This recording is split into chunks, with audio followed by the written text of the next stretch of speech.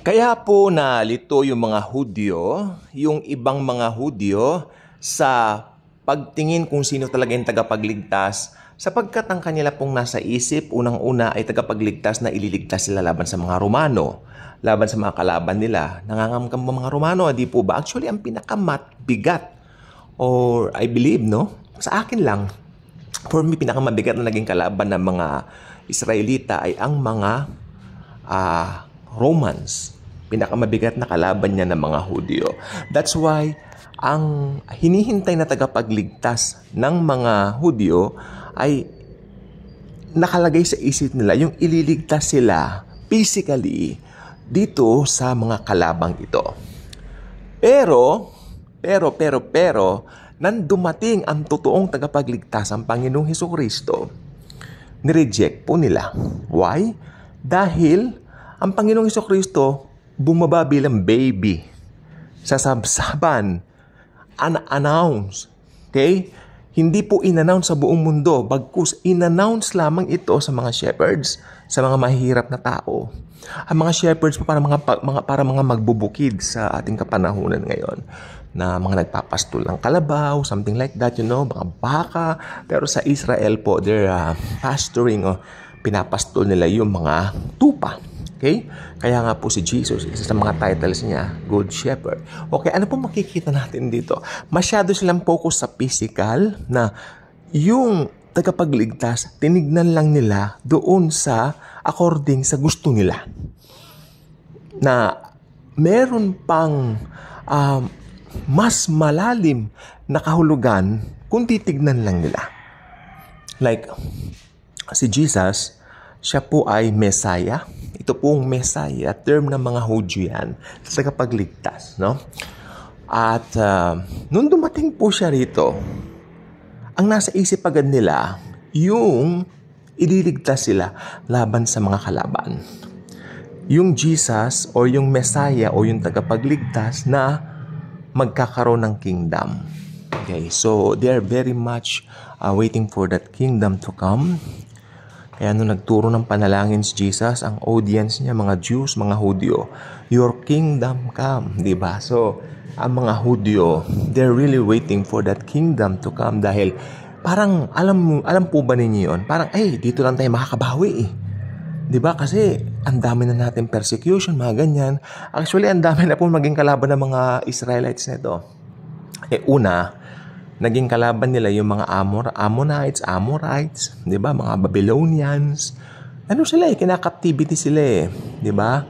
Okay, tapos yung sa Babylonia po, ang dami nilang doon, ang dami mga story sa Bibles na talagang kinaptive sila, 'di ba? Nandyan pa yung mga pinersecute sila kung saan-saan.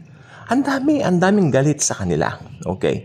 Tapos pinakamabigat na kalaban nga nila itong mga Romans. Kaya nung dumating ang tagapagligtas si Jesus, ang nasa picture nila isang tagapagligtas na ililigtas sila sa mga Romano. Pero iba ang nangyari. Si Jesus ipinanganak muna na baby at namatay sa krus. 'Di ba? Paano na magiging tagapagligtas yun namatay sa krus? So ito ay for them, sumisimbolo ito ng ganap na kahinaan, no? Pero hindi nila alam yung big picture na ito na po yun. Namatay siya para hugasan lahat ng kasalanan. Actually, para tanggalin to take away the sins of the whole world. Sabi nga ni John. Si John, na pinsan ni Jesus, matanda po si John the Baptist ng 6 months kay Jesus, na ipanganak na si John the Baptist, si Jesus yata ay nasa 3 buwan pa lang sa tiyan, no? Kaya sabi ko nga po sa inyo na si John matanda ng 6 na buwan kay Jesus dahil i-prepare niya yung way of the Lord. Jesus po yun, tagapagligtas. Okay? Ang nasa isip lang nila, ililigtas sila sa kalaban. Parang napansin po ba ninyo yun? Parang hindi mahalaga yung spiritual realm.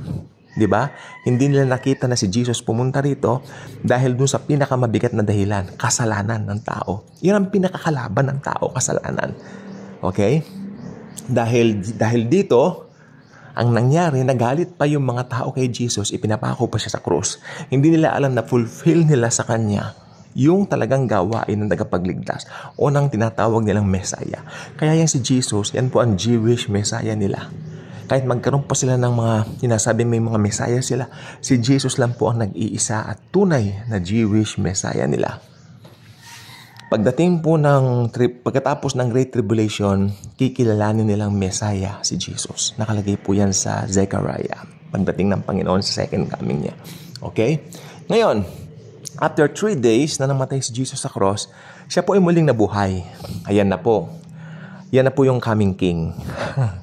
Kasi nabuhay na po siya, glorified na siya. Nabuhay siya magmuli. Right? Ayan. So, si Jesus po, ayan, siya na po yung coming king. Wala na ang kahinaan, puro kalakasan na. Ayan ang hinihintay ng mga Hudyo. Makikita po nila siya sa second coming niya. Pero medyo huli na. Ibig sabihin, hindi nila ma-enjoy ang fellowship tulad ng ini-enjoy natin ngayon sa Panginoong Hesukristo. Pero ganoon pa man, maliligtas sila, sabi ng Biblia. Di po ba? Kasi sila yung dinatnan ng second coming niya. Okay? So, futuristic event po yan. Okay? Marami pa pong hindi natutupad sa Biblia. Kasi sa panahon po natin ngayon, we're waiting for the rapture to happen anytime. Totoo po ang rapture. Marami pong iba't ibang view. Sabi nila nangyari ng AD 70. May nabasa nga po ko Sabi niya yung AD 70 raw, yung daw ang accurate, yung Antichrist daw si Nero. Malayo po yan sa katotohanan. Sapagkat yung Antichrist po, isa pong future king. Isa po siyang future na maghahari sa buong mundo. Talagang nasa future po lahat yan mangyayari. Karamihan ng magagaling na scholar sa Bible, Dr. David Jeremiah. Yan, paborito ko po si Dr. David Jeremiah. Mahusay sa eschatology. Jack Hibbs, mahusay din po sa eschatology. Kaya at marami pa pong iba. Okay?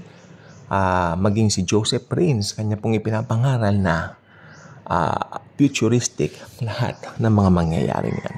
So ito po ay bagay na talagang inaabangan nating mga Kristiyano. So while waiting for it, let us focus on Jesus, the coming King of Glory, para iligtas lahat ng mga mananampalataya sa Kanya. Kaya kung hindi ka pa subscriber sa channel na ito, I invite you to do so. Click the notification bell.